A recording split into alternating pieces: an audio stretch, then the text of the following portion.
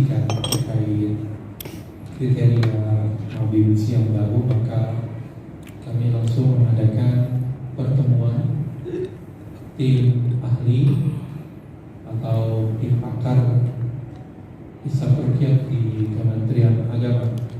Dan pada malam hari ini kita semuanya adalah narasumber, karena memang yang akan kita mintai saran dan masukannya. Jadi tidak ada narasumber khusus, tetapi yang pasti pada kesempatan pada malam hari ini kita akan membahas tentang kriteria Mabibs baru dan juga untuk disosialisasikan, dan selanjutnya untuk dibahas ke depannya untuk kalau memang, karena memang di dalam yang surat yang sudah ditandatangani itu pelaksanaannya dalam pada tahun ini, maka pada kesempatan yang baik ini kami mohon masukan dari seluruh para pakar dan tim ahli untuk memberikan pandangan dan juga kemungkinan-kemungkinan yang akan terjadi di dalam pelaksanaan kriteria baru ini. Dan pada kesempatan ini untuk mengawali, mari sama-sama kita membaca Fatihah. Mudah-mudahan dengan banyaknya Fatihah yang kita baca ini mengantarkan kita untuk mendapatkan keberkahan dari Allah Subhanahu wa taala. Mudah-mudahan dipermudah oleh Allah Subhanahu wa taala, dan yang kita semuanya dicatat sebagai amal ibadah oleh Allah Subhanahu wa taala. Hadratin Nabi Mustafa Muhammad sallallahu alaihi wasallam. Al-Fatihah.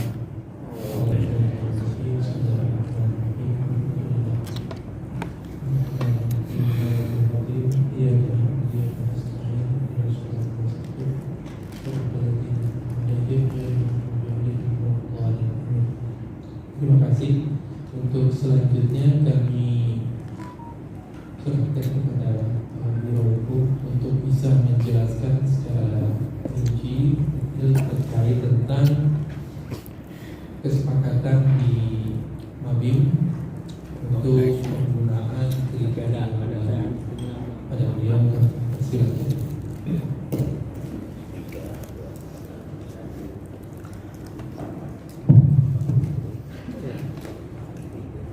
Assalamualaikum warahmatullahi wabarakatuh. Alhamdulillahirabbil alamin. Wa bihi nasta'in 'ala umuri dunya waddin. Wassalatu wassalamu 'ala asyrofil anbiya'i wal mursalin sayyidina wa maulana Muhammadin wa 'ala alihi wa ashabihi ajma'in. Yang kami muliakan para kiai, para alim yang hadir di hotel saya ini, kami perlu jelaskan lebih dahulu tentang apa yang sudah menjadi kesepakatan di antara negara-negara Asia Tenggara atau yang sering disingkat Mabibs. Beberapa waktu yang lalu, tanggal 4 Desember 2021, kita di Biro Hukum dan Kerjasama Luar Negeri, letaknya memang ini terkait tentang tugas dari kami di Biro Hukum dan Kerjasama Luar Negeri, kita menyelenggarakan pertemuan Menteri-Menteri Agama di Asia Tenggara. Ada Malaysia, Indonesia, Brunei, Singapura, yang disingkat dengan Mabibs. Ini pertemuan rutin yang sudah terselenggara beberapa tahun yang lalu. Pada awal bulan Desember 2021, Mabibs kita laksanakan dan penyelenggaraannya seharusnya dilakukan secara luring di Indonesia. Akan tetapi karena keadaan masih pandemi COVID, maka dilaksanakan secara daring atau online melalui pertemuan virtual di antara menteri-menteri agama tersebut. Kami di Biro Hukum dan Kerjasama Luar Negeri yang perlu kami perkenalkan juga Koordinator Bidang Kerjasama Luar Negeri Bapak Dr. Haji Khairul Huda Bashir dan Bapak Amran ya, beliau berdua dan dari teman-teman di bagian kerjasama luar negeri yang menghandle kegiatan pertemuan tahunan untuk menteri-menteri agama di Asia Tenggara tersebut. Di dalam pertemuan salah satu yang disepakati adalah kriteria imkan ru'yah. Ini tentu kalau ilmu dari imkan ru'yah, hisabnya itu dari bapak-bapak alim semua. Kalau kami hanya bertugas menyelenggarakan kegiatan tersebut. Pertemuan tahunan tidak resmi dari Menteri-Menteri Agama negara Brunei, kemudian Republik Indonesia, Malaysia, dan Republik Singapura diselenggarakan oleh Sekretariat MAPIMS. Kebetulan Sekretariat MAPIMS itu ada di Biro Hukum dan Kerjasama Negeri, yang diselenggarakan secara virtual atau online pada tanggal 8 Desember telah bersetuju dan mengesahkan pelaksanaan kriteria imkan ru'yah yang baru bagi negara-negara MAPIMS dengan tinggi 3 derajat dan elongasi 6,4 derajat, yaitu dengan ditandai dengan ditandatanganinya referendum persetujuan kriteria imkan ru'yah baru MAPIMS pada tanggal 30 Desember 2021 oleh menteri-menteri agama di Asia Tenggara. Mungkin bisa kami sebutkan untuk negara Brunei Darussalam. Ini terkait dengan persetujuan kriteria imkan ru'yah ini ditandatangani oleh Perhin Dana Khatib Datuk Pak Syafi'i Setia Ustaz Haji Awang Badarudin, bin Pengarang Datuk Paduka Haji Awang Utsman. Beliau adalah Menteri Hal-Ehwal Ugama negara Brunei Darussalam. Kemudian kita di Republik Indonesia juga ditandatangani oleh Bapak Menteri Agama Republik Indonesia, yaitu Bapak Yakut Khalil Qomas. Kemudian untuk Malaysia ini juga ditandatangani oleh Senator Tuan Haji Idris bin Haji Ahmad. Beliau adalah Menteri di Jabatan Perdana Menteri Hal-Ehwal Ugama. Kalau di kita itu agama, tapi kalau di bangsa Melayu itu ugama, bukan Malaysia. Kemudian untuk Singapura ini juga disepakati ditandatangani oleh Encik Masagus Zulkifli bin Masagus Muhammad. Beliau adalah Menteri Pembangunan Sosial dan Keluarga, Menteri Kedua Kesehatan, dan Menteri Bertanggung Jawab bagi hal ehwal masyarakat Islam Singapura.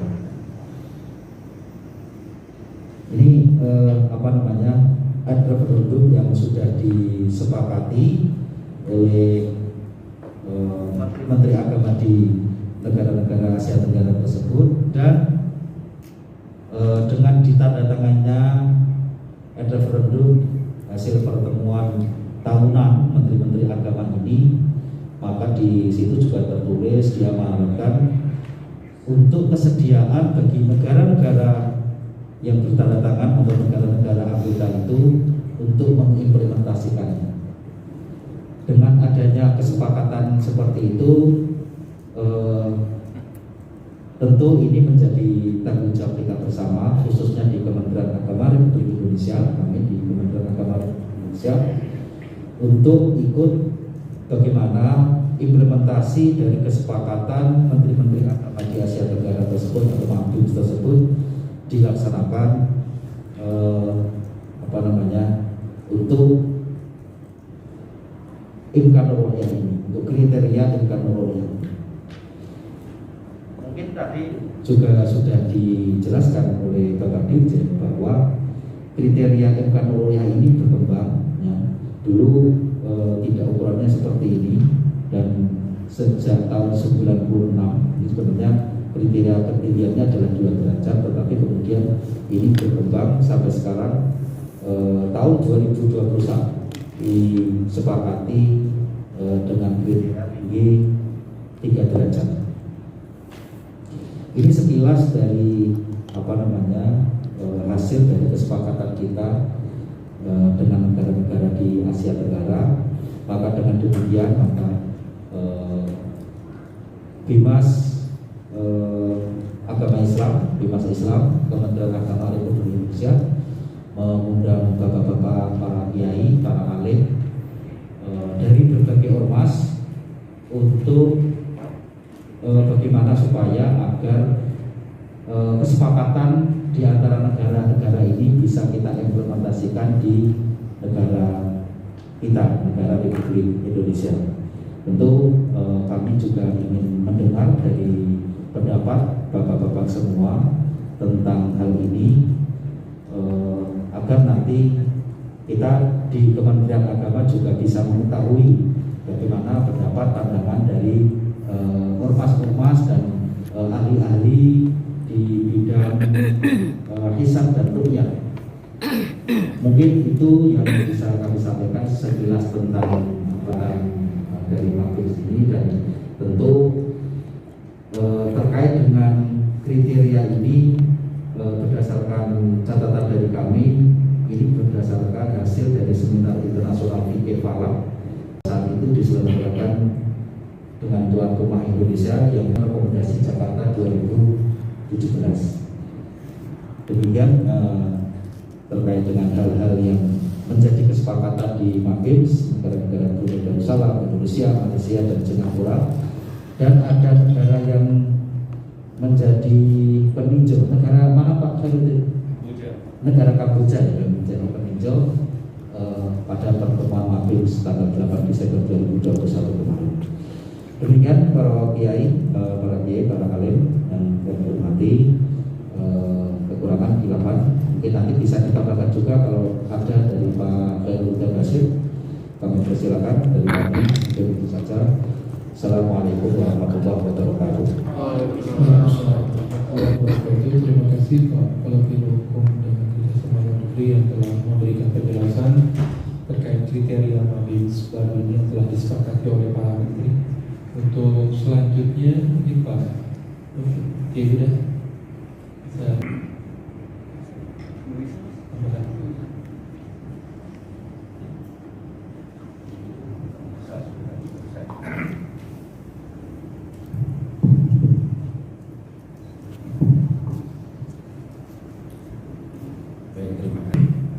Assalamualaikum warahmatullahi wabarakatuh.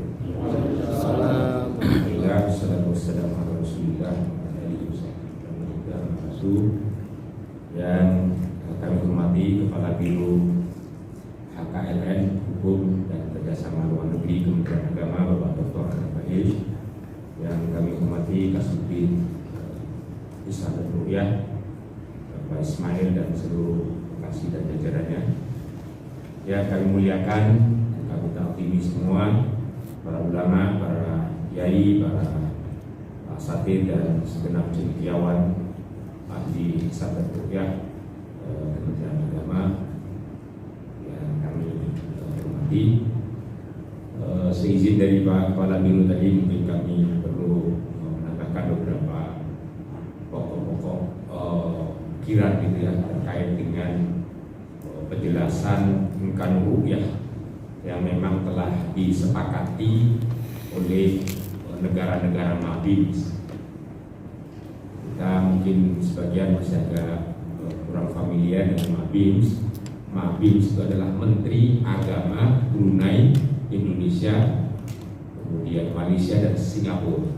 Di pertemuan Menteri Agama yang tidak resmi, tetapi kesepakatan-kesepakatannya mengikat karena banyak pembahasannya biasanya terkait dengan persoalan-persoalan keagamaan, persoalan pendidikan dan sosial kemasyarakatan. Ini sudah terjadi pertemuannya sekitar tahun 2006 dan terus berlanjut menjadi pertemuan rutin setiap 2 tahun untuk tingkat menterinya, tapi untuk tingkat pejabat eselon 1-nya setiap tahun. Seperti yang disampaikan oleh Pak Karo tadi, ketepatan sudah mendapatkan jadwal pertemuan Mabims ini pada tahun 2020 secara langsung sebagaimana yang biasa terjadi. Namun 2020 justru memang awal, lalu kemudian ditunda untuk diselenggarakan di 2021. Tapi ternyata 2021 pun masih pandemi.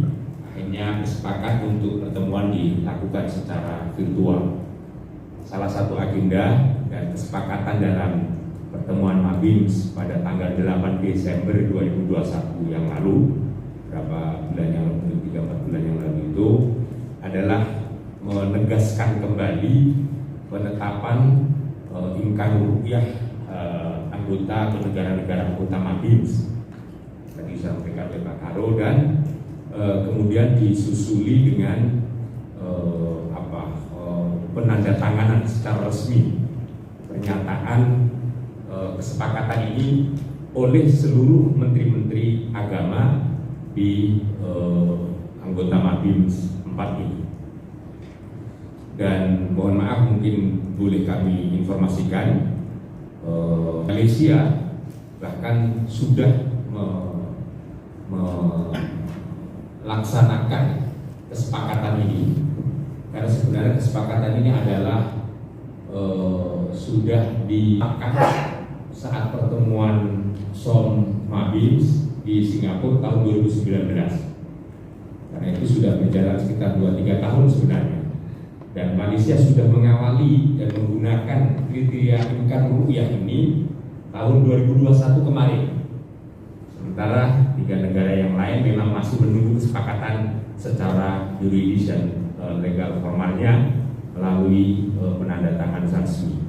Memang sedianya diagendakan penandatangan secara resmi dan langsung secara fisik itu, tetapi tidak memungkinkan pertemuan itu, sehingga penandatanganan pun dilakukan dengan pengiriman dokumen-dokumennya saja. Kami ada semua dan juga kami sudah sampaikan ke Bimas Islam, kami menangani semua dokumentasi terkait kesepakatan dan penandatanganan income rupiah baru dengan 3 derajat sekaligus elongasi 6,4 derajat ini. Jadi Bapak Ibu yang kami muliakan, menambah beberapa hal. Sesungguhnya pertemuan dan silaturahim atau halaqah malam hari ini itu hemat kami bukan pembahasan lagi, bukan ranahnya untuk diskusi dan merumuskan sesuatu yang baru. Karena jelas memang ini sudah dilakukan beberapa kali. Tadi disitir sebagai konferensi atau seminar internasionalnya justru di Jakarta dengan ketetapan yang sama pada tahun 2017 kan. Jadi ini sebenarnya kalau kami memahaminya lebih kepada forum penetapan legalitas secara formal saja, secara yuridis. Sehingga yang terpenting dari forum ini adalah justru forum sosialisasi, penguatan sosialisasi kesepakatan income rupiah negara-negara anggota Mabims. Sebab itu dengan segala hormat, sebagaimana juga tadi sampaikan Pak Karo, pertemuan yang diwakili oleh para tokoh dan pimpinan-pimpinan formasi Islam ini menjadi sangat penting dan strategis untuk kemudian bisa mendesimasikan, mempertegas sosialisasi perubahan income rupiah ini. Kalau bahasa hadisnya mungkin falyuballigh asyahidul ghaib, gitu kira-kira. Dimohon yang hadir ini, yang langsung berada di forum ini untuk mensosialisasikan kepada masyarakat dan jamaahnya masing-masing setidaknya. karena memang dengan penetapan Menteri Agama dan beliau telah melakukan penandatanganan, itu artinya Indonesia juga bersepakat terkait perubahan imkan rupiah ini. Sementara kalau kita membaca fatwa MUI yang biasanya sering disitu oleh Pak Cecep, itu fatwa MUI nomor 2 tahun 2004, jelas sekali mandat untuk melakukan isbat dan penetapan awal Ramadan, awal Syawal dan awal Dzulhijjah ada dilakukan oleh pemerintah segi Menteri Agama yang berlaku secara nasional. Di sini ada Bapak Ibu sekalian di halaman 403 itu, saya kira mengingatkan kita semua. Dan pada nomor 2 itu dalam fatwa disebutkan seluruh umat Islam di Indonesia wajib mentaati ketetapan pemerintah RI tentang penetapan awal Ramadan, Syawal dan Dzulhijjah. Saya kira kalau kita kembali ke fatwa MUI ini sudah clear malah dan jelas sekali. Dan kalau kami perhatikan di beberapa negara anggota MABIMS itu memang apa yang sudah ditetapkan oleh Menteri Agamanya itu definitif dan diikuti seluruh rakyat. Tidak ada lagi sudah khilaf di antara para ormas atau tokoh-tokoh agama yang secara terbuka. Mungkin secara tertutup ada. Berbeda sekali dengan kondisi di Indonesia memang. Itulah karenanya menurut hemat kami pentingnya pertemuan ini untuk memperkuat dan mensosialisasikan kepada umat dan masyarakat tentang perubahan imkan rupiah ini. Oleh karena Bapak Ibu, sebagaimana kita ketahui, mungkin 5-6 tahun belakangan ini relatif hampir tidak ada memang perbedaan dalam penetapan sidang isbat baik Ramadan, Syawal maupun 10 Dzulhijjah.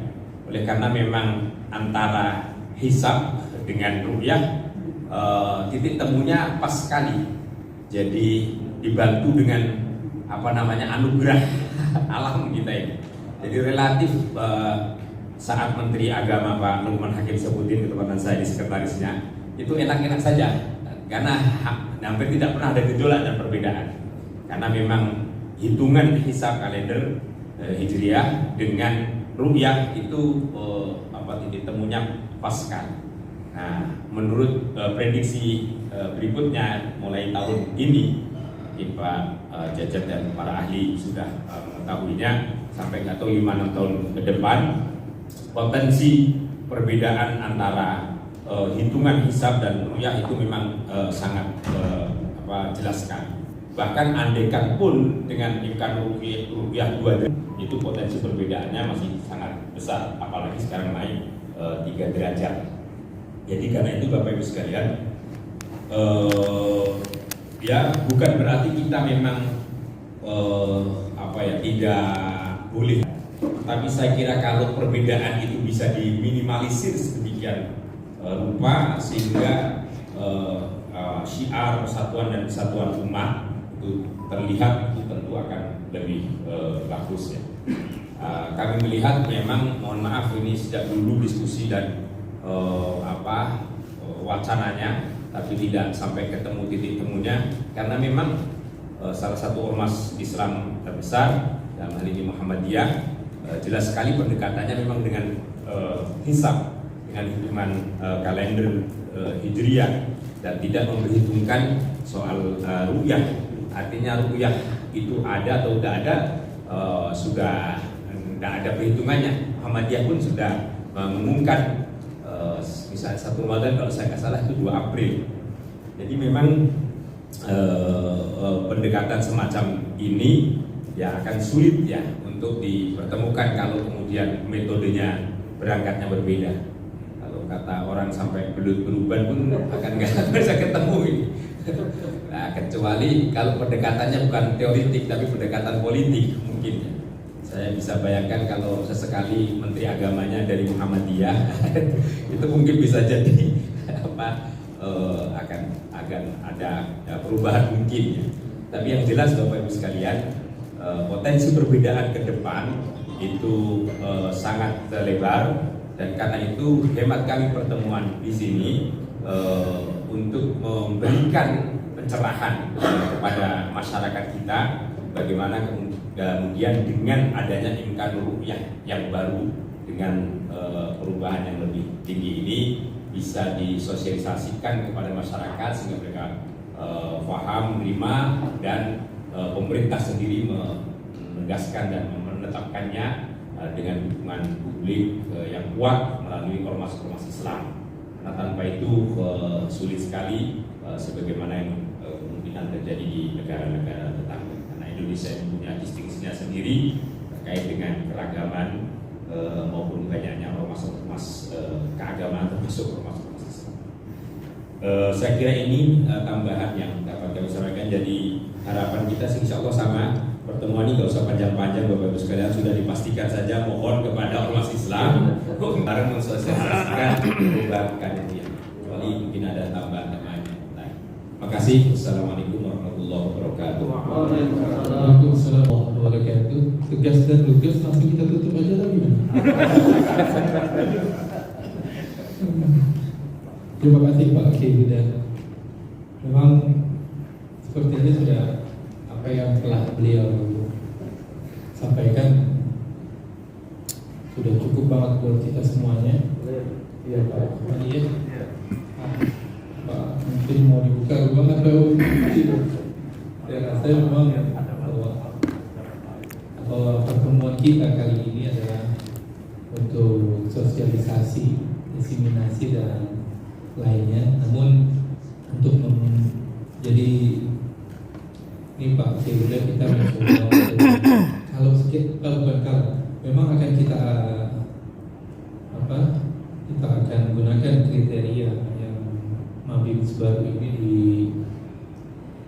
tahun ini, tapi kami informasikan juga bahwa itu kalender sudah kecetak gitu kan. Tanggal 1-nya sudah ketahuan kemarin, tetapi oleh kebijakan penandatanganan kriteria baru, maka otomatis kalender yang sudah kita buat itu nanti kita akan sampaikan kepada masyarakat, sama seperti perubahan SKB itu juga ada, nanti kita akan sampaikan kepada masyarakat terkait perubahan beberapa bulan yang menyesuaikan dengan kriteria baru. Dapat kami sampaikan di sini ada beberapa bulan yang nanti mungkin akan ada perubahan seperti Ramadan. Ramadan itu kita memakai kriteria lama. Kalau dengan kriteria baru maka 1 Ramadan untuk menurut Takwim itu tanggal 3 April. Untuk Syawal itu aman. Untuk Zulhijjah juga nanti akan ada perubahan kemungkinan, dan juga Safar. Dan kami untuk agar suasana pada malam hari ini nggak langsung ditutup karena memang waktunya masih cukup lama. Kita biasanya kalau lagi diskusi seperti ini bisa sampai jam 1. Luar biasa. Jadi mudah-mudahan ini di luar kebiasaan. Kita tidak berpanjang malam, dan saya senang sekali kalau udah pakai udah yang jelasin kayaknya udah selesai masalahnya. Iya. Tapi nanti tinggal di masyarakat. Nah, mudah-mudahan ya apa yang disampaikan beliau itu para kiai di sini bisa mensosialisasikannya. Namun kami berikan kesempatan untuk